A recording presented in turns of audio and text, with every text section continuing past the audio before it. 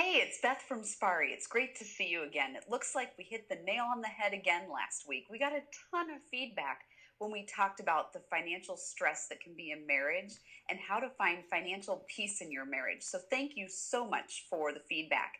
If you're just tuning in, then I'll fill you in really quick.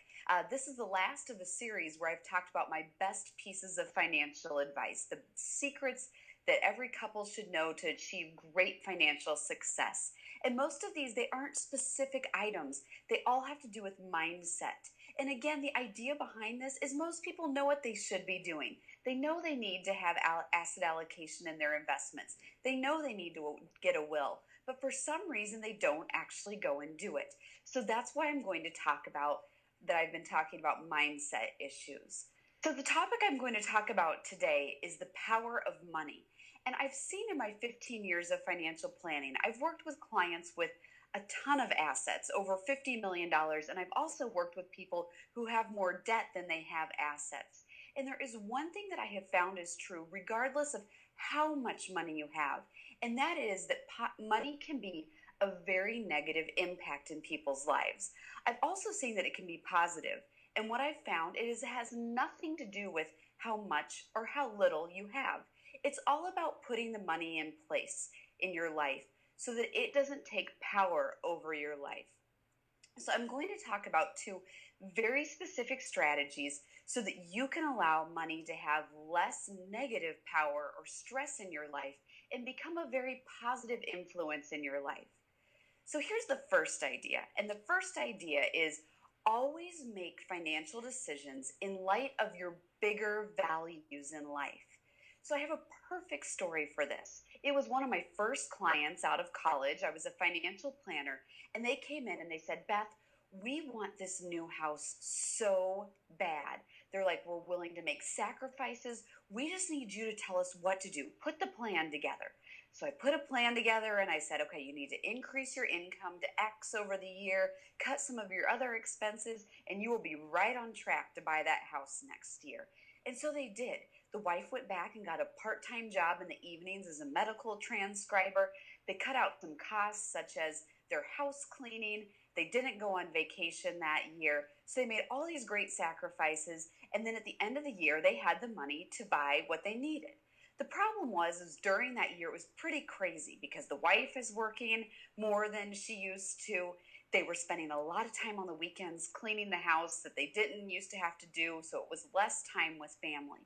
And I should also state that when this couple first came in, they also told me that not only was it important to move into a house, but quality time with their family was so important.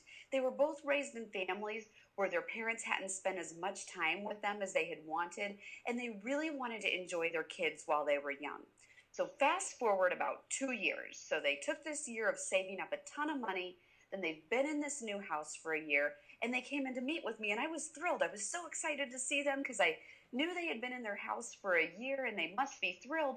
And I came in, I was like, how's it going? And they were like, actually, it's not going so great. And I said, well, what do you mean?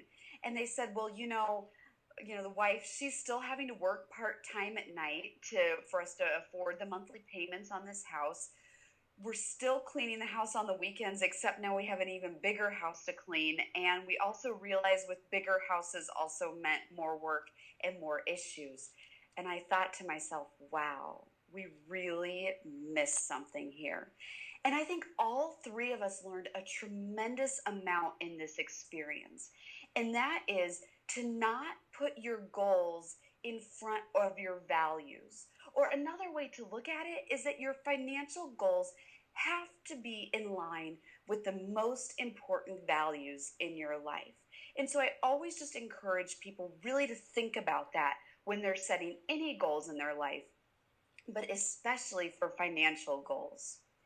So the second idea that I want to talk about that will help you be able to allow money to have a positive experience in your life and lose that negative experience is to tackle your finances head on.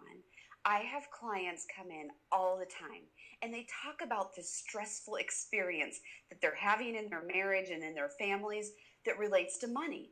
So I start to ask them, I say, okay, well, what are you spending money on? And I hear this all the time.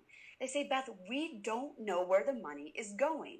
We make our money and then it's like it just flies out the door before we know what happens. And then we see ourselves, we're not getting any closer to the goals that we wanted to reach. So I have seen a financial plan over and over again just be magical for people, that it is able for them to take control back of their money and allow money to have such a positive impact in their life and lose that stress. I have heard over and over again from my clients, and I'm not making this up, they say, Beth, this has brought joy back into our marriage and joy back into our families. It's so exciting to see people do this. So that's the second piece of advice, is tackle your finances head on. Take control of them so they won't take control of you. The great news is in the next video, I'm going to start a series where I'm going to show you exactly how to do this. I am going to take you and your spouse through a journey for free so that you can figure out how to take control back of your money. And then many of you have heard me talking about this special secret project I've been working on. Well, it's ready. I'm going to be telling you all about it next week and can't wait to share it with you. But in the meantime, just take a minute and write one thing below of what you're going to do in the next week to allow money to have less of a negative experience, less stress in your lives. So until next week, I'll see you then.